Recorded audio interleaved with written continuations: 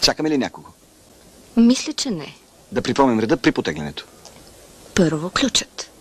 Ще стигнем и до ключ. Лостът искам да кажа. Това е вече друго. Лост. Дайте ми лост и опорна точка. Кой го беше казал? Леонардо. Мисля, че да. Давай тогава. Ау, угасна. Защо? Да видим защо.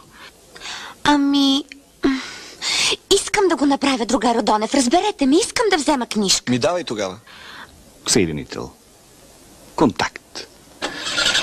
Мигач. Първо. Отпускай. Бавно отпускай. Сега какво има? Какво ме гледаш? Ау.